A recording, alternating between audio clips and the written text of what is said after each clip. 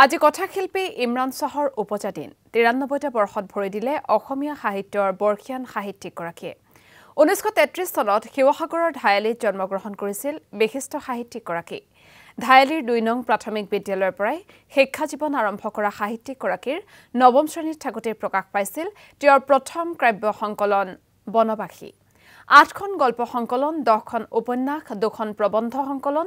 এখন জীৱনী ৩খন অনুদিত গল্প আৰু কেইবাটাও সম্পাদিত গল্প প্ৰকাশ পোৱা ইমৰান শাহে ২০১২ চনত অসম সাহিত্য সভাৰ বৰপেটা অধিৱেশনৰ সভাপতিৰ আসন অলংকৃত কৰিছিল অসম উপত্যকা বঁটা লক্ষ্মীনাথ বেজবৰুৱা বঁটা আজান পীৰ বঁটাৰেও বিভূষিত বিশিষ্ট সাহিত্যিকগৰাকী সম্প্ৰতি স্বাস্থ্যৰ কিছু অৱনতি ঘটিছে যদিও এতিয়াও থমকি ৰোৱা নাই সাহিত্যিকগৰাকীৰ কলম আৰু যিহেতু তেওঁৰ ৯৩ সংখ্যক জন্মদিন গতিকে আজিৰ দিনটোত তেওঁৰ বাসগৃহত কেনেধৰণৰ পৰিৱেশ সেয়া আমাক দেখুৱাব মুজাক্কিৰ আহমেদে আজি ২৩ নৱেম্বৰ অৰ্থাৎ আজিৰ দিনটোতে কথাশিল্পী ইমৰান শাহ ছাৰৰ জন্ম হৈছিল ১৯৩৩ চনৰ শিৱসাগৰ ঐতিহাসিক যি ধায়ালি আছে ধায়ালিত জন্মলাভ কৰিছিল ইমৰান শাহ ছাৰ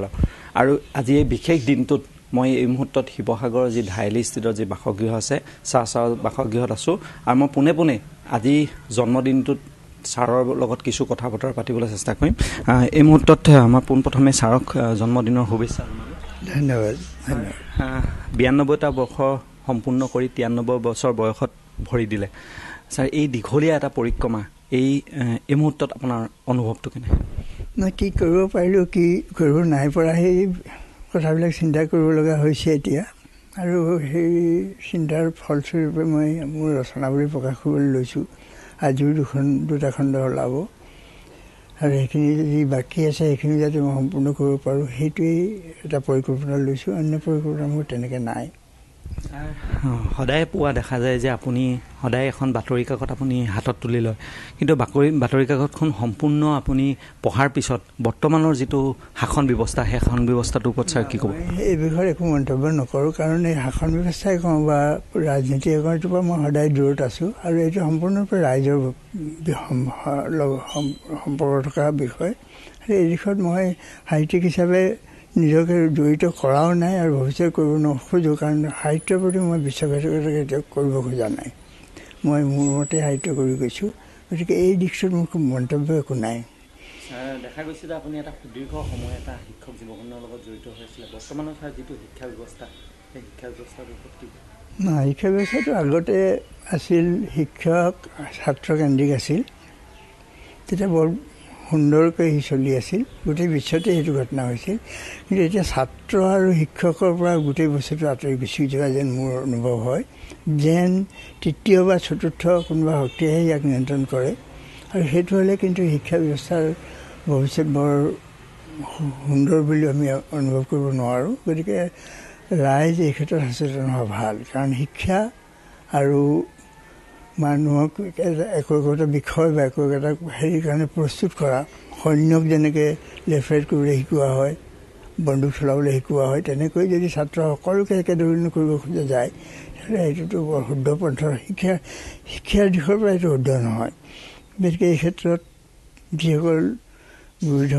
গুৰি ধৰোঁতা আছে তেওঁলোক সচেতন হোৱা ভাল ছাৰ দেখা গৈছে অসমত এই চলিত কেইটামান মাহত আচলতে দেখা গৈছে দুটা বিষয়ক লৈ খুব উত্তাপ হৈ আছে এক ৬ জনগোষ্ঠীৰ জনজাতিকৰণেই হওক বা অসমীয়া হিয়াৰ মঠুৰ জুবিন গাৰ্গৰ ন্যায় প্ৰক্ৰিয়াৰ ক্ষেত্ৰত এই যিটো ন্যায় প্ৰক্ৰিয়া বা জনগোষ্ঠীটোক ছটা জনগোষ্ঠীক জনজাতিকৰণৰ যিটো প্ৰক্ৰিয়া সেই ক্ষেত্ৰত আপোনাৰ কিবা মোৰ মন্তব্য নাই কাৰণ এতিয়া যিহেতু জুবিন হ'লগৈ অসমৰ এজন অন্যতম শ্ৰেষ্ঠ বা সকলো যুগৰ কাৰণে থাকি যাব লগা এজন শিল্পী গতিকে তেওঁ শিল্পী হিচাপে চোৱা ভাল আছিল আৰু তেওঁ শিল্পী হিচাপে নাচাই আমি এতিয়া তেওঁক অন্য কিছু ক্ষেত্ৰলৈ লৈ গৈছোঁ যিবিলাকৰ লগত মোৰ কোনো ব্যক্তিগতভাৱে কোনো সম্বন্ধ নাই আৰু সেই ঠিক তেনেকুৱা হ'ব লাগিছিলে বুলি মই ভবা নাই গতিকে এই ক্ষেত্ৰত মোৰ মন্তব্য নাই একো ছাৰ দেখা গৈছে নৱম শ্ৰেণীত থাকোঁতে আপুনি প্ৰথমখন গ্ৰন্থ লিখিছিল তাৰপিছত যথেষ্টখিনি উপন্যাসে হওক গ্ৰন্থ লিখিছিল কিন্তু এই মুহূৰ্তত আপোনাৰ যিসকল শুভাকাংক্ষী আছে বা আপোনাৰ যিসকল অনুৰাগী আছে তেওঁলোকে ভাবিছে যে বা তেওঁলোকে বিচাৰিছে যে ইমৰান শাহ ছাৰৰ যিটো কলম সেই কলম যাতে কোনোদিন স্তব্ধ নহয় তাৰ ভৱিষ্যত কিবা পৰিকল্পনা নহয় চকুৰে কম দেখা হ'লেও পঢ়িব নোৱাৰোঁ যিকোনো কথা বাঞ্চে কোৱাৰ নিচিনা 5 মিনিটৰ আগৰ কথা পাহৰি যাওঁ সেই সময়ত যি কোনোবাই যদি লিখিবলৈ লয় তেওঁ কিন্তু সাহিত্যৰ প্ৰতি বৰ অন্যায় কৰা হয় গতিকে মোৰ পৰিকল্পনা নাই তেওঁলোকৰ হাততেতো আৰু দেশ আছে জাতি আছে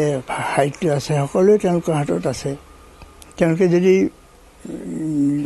সচেতন নহয় তেওঁলোকে যদি কি কৰিছোঁ নাজানে তেতিয়াহ'লেতো উপায় নাথাকিব গতিকে তেওঁলোক সচেতন হওক অধ্যয়ন কৰক চিন্তা কৰক হাতে কামে লাগি যাওক কাম কৰক হৈ যাব জাতি তেনেকৈ আগবাঢ়ে নিশ্চয়কৈ আচলতে এয়া আছিল ইমৰান শ্বাহ ছাৰৰ কিছু মন্তব্য আৰু যিহেতু দেখা গৈছে যে 92টা বছৰ সম্পূৰ্ণ কৰি